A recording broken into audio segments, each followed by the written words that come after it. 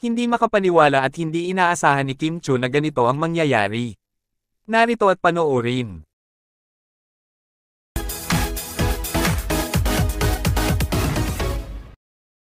Abot langit ang pasasalamat ng nag-iisang Chinite princess at multimedia idol na si Kim Chu sa lahat ng sumuporta sa grand launching ng kanyang business na House of Little Bunny PH at sa lahat ng bumili ng kanyang products na halos ay nag-sold out na. Ngunit, humingi rin ng paumanhin si Kimi dahil sa pag-crash o pag-down ng kanilang website. Hello everybody! I just want to say thank you so much for supporting House of Little Bunny Philippines. Thank you po sa lahat ng mga bumili ng bags, for gift ideas, gift for yourself, and sa mga nagko-collect ng House of Little Bunny bags. Thank you so much. Grabe yung website namin kahapon until at this hour.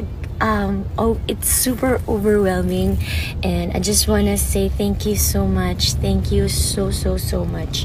And if you want to check us out more, click the link, and marami pa naman po kaming mga ibang bags, and marami pa kaming designs that fits your lifestyle. Thank you so much. Super thank you.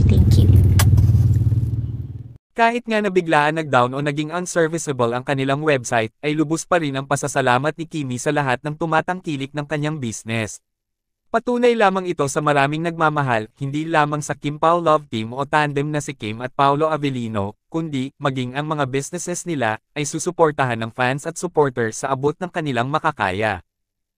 Kayo, anong masasabi nyo tungkol dito? Just comment down below.